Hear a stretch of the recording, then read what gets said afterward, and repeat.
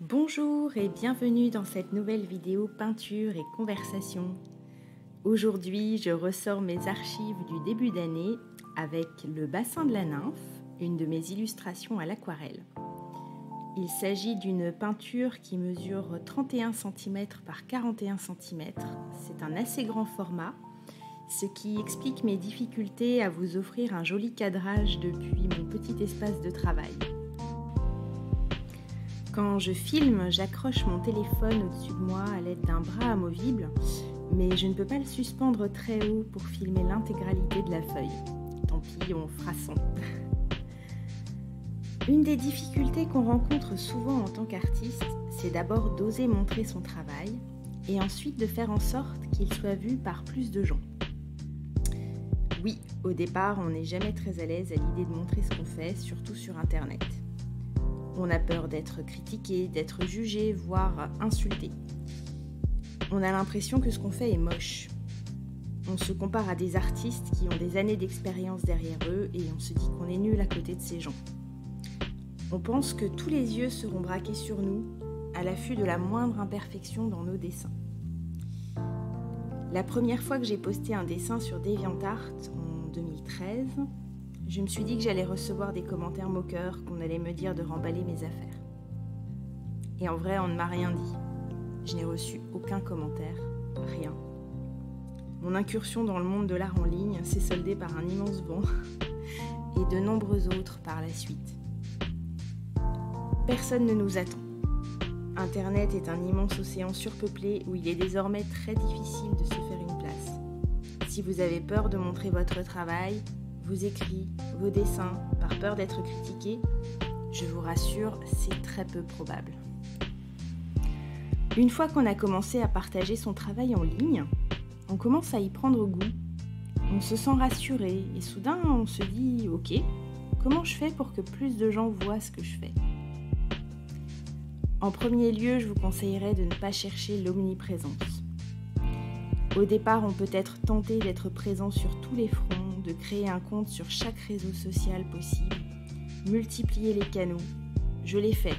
J'ai d'ailleurs des comptes ouverts un peu partout, Facebook, Instagram, LinkedIn, Pinterest, DeviantArt, YouTube, Twitter, TikTok, Tumblr et même Wattpad, vu que je publiais des écrits également. J'ai perdu un temps fou à essayer d'alimenter chaque réseau social, à répondre aux gens partout, tout le temps. Ne faites pas comme moi. Ne cherchez pas à être partout. Se disperser, c'est contre-productif. Pour construire une audience solide, il vaut mieux se concentrer sur un réseau social et mettre tous ses efforts dessus. D'abord, ça prend moins de temps. Ensuite, on est beaucoup plus disponible pour échanger avec son audience sur une seule plateforme au démarrage. Plus on discute avec les gens, plus on augmente ses chances d'être vu. La construction d'une audience ne passe pas seulement par votre contenu, mais par vos interactions avec d'autres utilisateurs.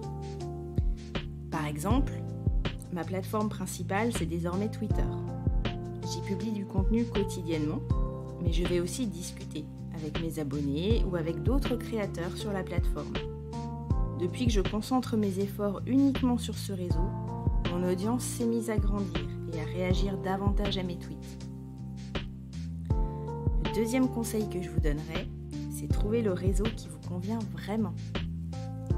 Ne vous forcez pas à utiliser un réseau parce qu'on vous a dit que c'était là où vous deviez être.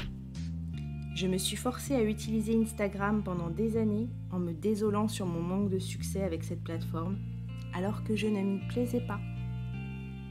Si l'interface est désagréable, que le fonctionnement du réseau vous rebute, vous ne vous y amuserez pas. Or, s'amuser sur un réseau social, c'est un peu la base pour s'y établir durablement. Trouvez la plateforme qui vous plaît. Oui, vous avez le droit d'aimer Facebook. Et exploitez-la à fond. Publiez, montrez vos créations, partagez des coulisses, discutez avec d'autres créateurs et créatrices. Créez un lien de confiance avec votre audience petit à petit. Le troisième conseil que je vous donnerai, c'est de ne pas vous décourager. C'est vrai qu'on peut vite être découragé en voyant nos résultats stagner pendant des semaines, des mois, voire des années. Il m'aura fallu 9 ans sur Twitter pour atteindre 1000 abonnés. 9 ans. Ok, je n'ai pas été régulière ni super active pendant 8 ans, ne nous voilons pas la face. En quelques mois d'utilisation stratégique et un peu plus intelligente de Twitter, j'ai débloqué la situation plus facilement qu'en 3 ans, 300 € gaspillés en formation stratégique sur Instagram. Pourquoi ? Parce que j'ai concentré mes efforts dessus au détriment des autres réseaux et ça commence à payer. Je limite volontairement mon nombre d'abonnements pour pouvoir discuter avec les gens dont le contenu m'intéresse vraiment. Je suis à l'aise avec les codes de ce réseau et la manière d'y publier. Twitter ne propose pas 36 formats différents à utiliser quotidiennement, on se concentre sur l'écrit et les photos. Ça me convient. J'ai accepté de ne pas progresser aussi vite que d'autres créateurs qui ont atteint 20 000 abonnés en 6 mois. Chacun son rythme. L'important, c'est de ne pas abandonner. Il suffit parfois d'un post pour voir son compte décoller. En abandonnant, on se prive de cette possibilité. Et surtout, définissez la raison de votre présence sur ce réseau. À moins que vous ne travailliez dans la communication, votre métier n'est sûrement pas l'animation de votre compte. Votre raison d'être n'est pas sur le réseau, elle est à l'extérieur, dans votre atelier ou dans votre bureau. Créez, montrez votre travail en ligne et retournez créer. Je ne saurais trop vous recommander la lecture de Montrer votre travail d'Austin Kleon. Ce tout petit ouvrage donne des conseils ultra pertinents et applicables pour construire son audience en ligne et oser partager ses créations avec ses futurs fans. Ne vous en privez pas. On arrive au bout de cette discussion qui, je l'espère, vous aura donné envie de montrer votre travail à votre tour. Si le bassin de la nymphe vous plaît, vous pourrez vous procurer l'original dans la boutique en ligne, ainsi que des tirages d'art sur papier aquarelle en format 20 cm par 30 cm. Je mettrai tous les liens dans la description de la vidéo. Quant à nous, on se retrouve la semaine prochaine pour d'autres aventures artistiques. N'oubliez pas de vous abonner à ma chaîne pour ne rien manquer. À bientôt!